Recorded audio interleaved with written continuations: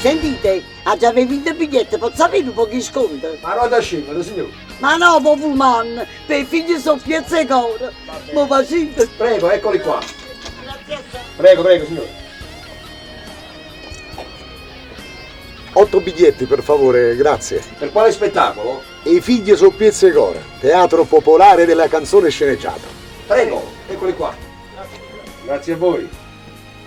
Chiedo scusa. Pronto? Uè Maria, ciao.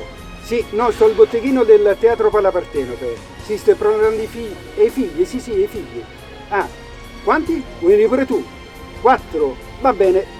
Mi raccomando, l'11, l'11 giugno. Ok, 10, 4 tu, 14 biglietti. Grazie, ciao, un bacio.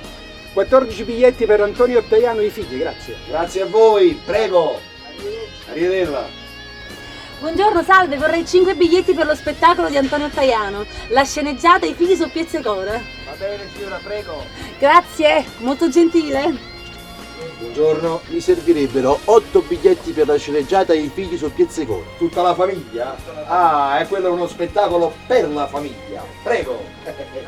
Grazie a voi. Buongiorno, per cortesia 10 biglietti per Antonio Ottaiano e i figli. Ma io posso venire? E i ridotti ci sono? Certo signora, questo è uno spettacolo per tutti, adulti e bambini. Prego. Ciao. Salve, buongiorno, mi occorrono 2 biglietti per lo spettacolo I figli su Piazza Cora di Antonio Ottaiano. Venite con la vostra signora? Vi aspettiamo. Prego, grazie. Salve, ho prenotato 15 biglietti per l'11 giugno a sceneggiata I figli su Piazza Cora a nome di Vittorio Malfettone. Ah, Vittorio Malfettone, il posteggiatore. Il posteggiatore numero 1 a Napoli. Grazie per averci scelto, signorina. Grazie. Prego, lei? Scusate. Sono ancora in tempo per prenotare lo spettacolo di Antonio Ottaiano. Un biglietto per lo spettacolo dei figli su Piazza Cora. Un biglietto, grazie. Meno male. E se non lo diamo a voi, come iniziamo lo spettacolo? Eccolo qua. Ma potremmo cominciare.